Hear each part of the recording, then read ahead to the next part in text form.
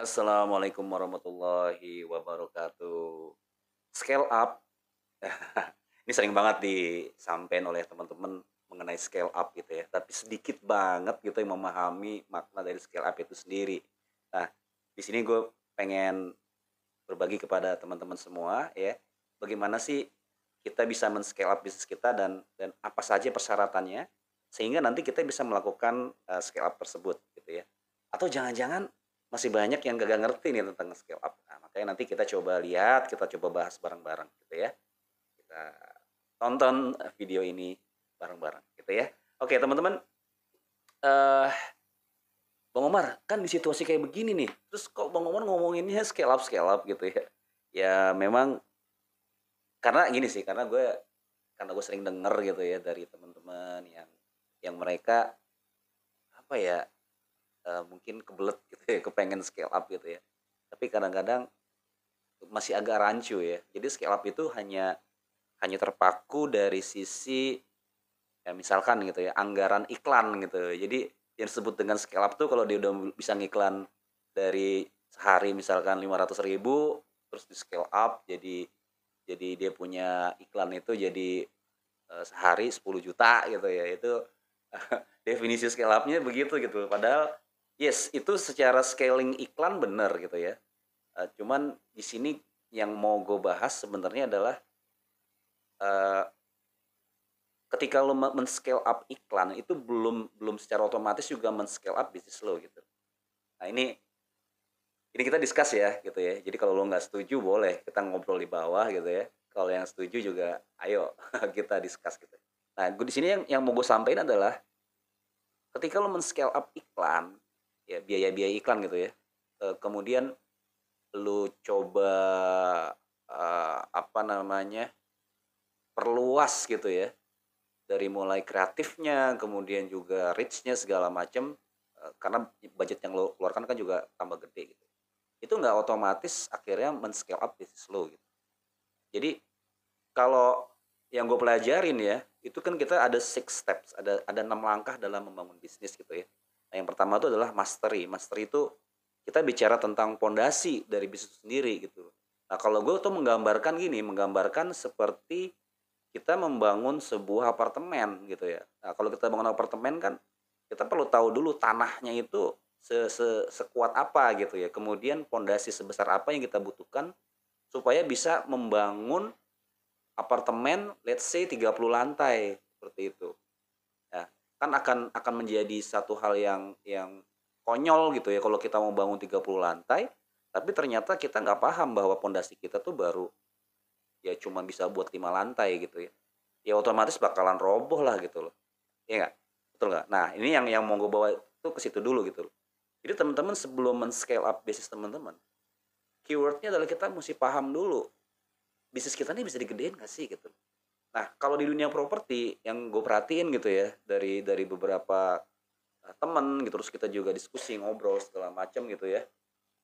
Eh, persoalannya ada di ya persoalan itu ada di bentar nih gue sambil ngecas ternyata persoalannya itu ada di banyak dari para pebisnis itu terlalu terburu-buru kalau saya bilangnya. Dia belum belum punya basic bisnis yang kuat gitu ya. Dia belum belum punya seru ya non editing.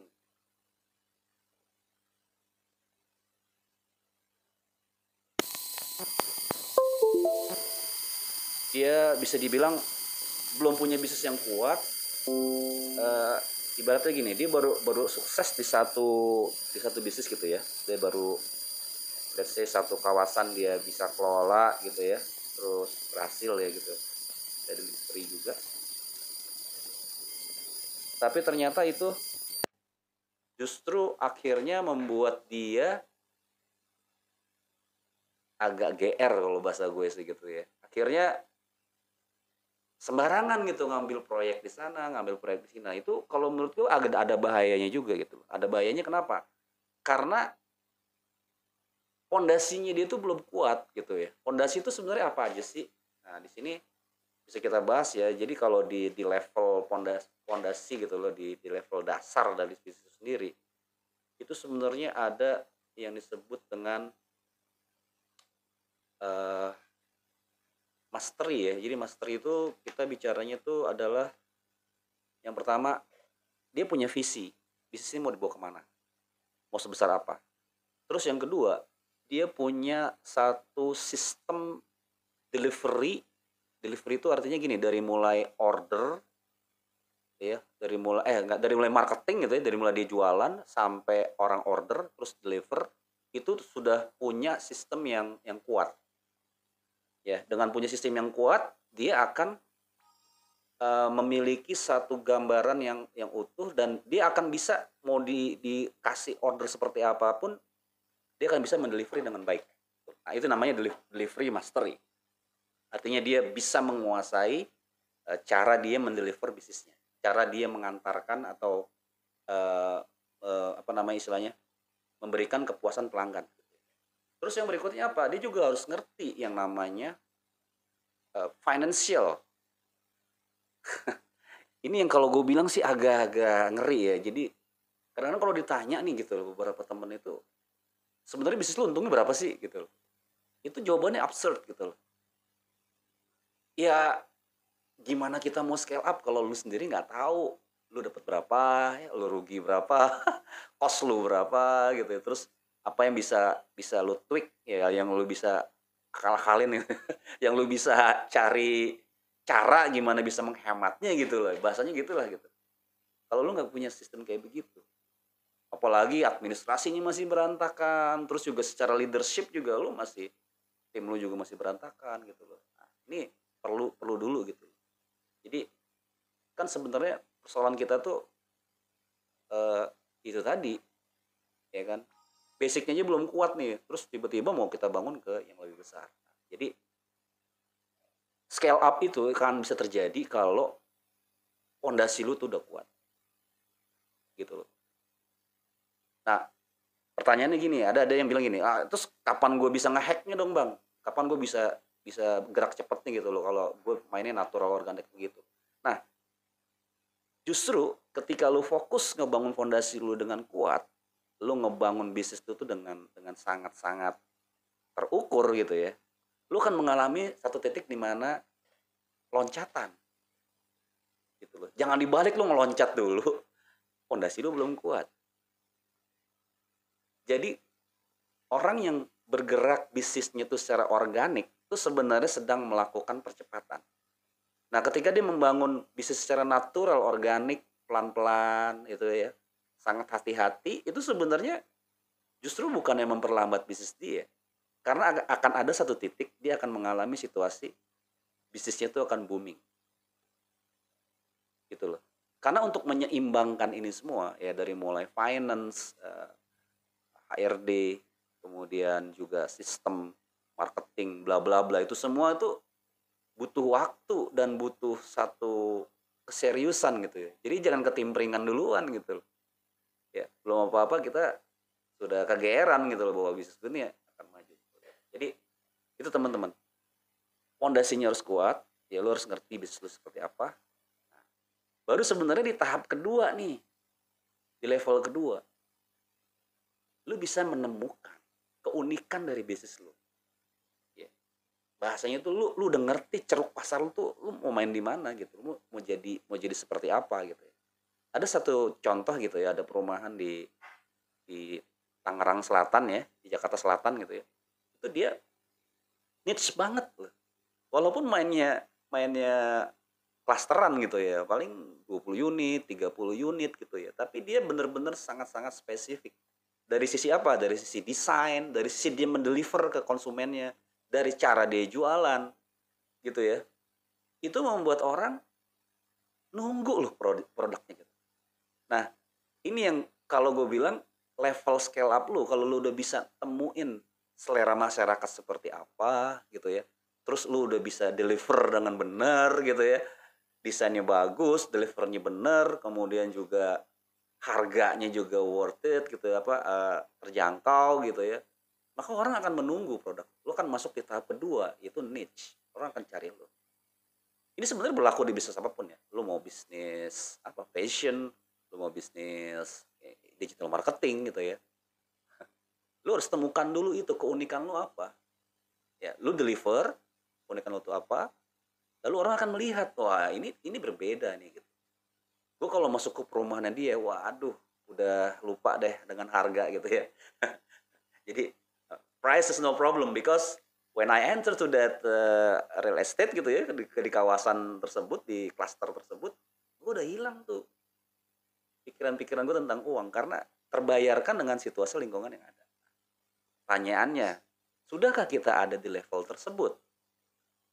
Gitu.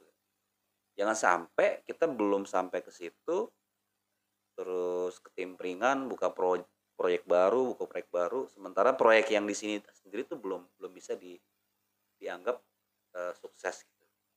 Nah, teman-teman, kembali lagi tadi ke masalah scale up gitu ya. Belum lagi nanti kita masuk di tahap berikutnya lagi tuh. Bagaimana kita mulai membuat organisasi gitu loh yang bisa mendukung bisnis yang sedang dibangun. Jadi sebenarnya agak panjang sih ya kalau kita mau bahas ini gitu ya.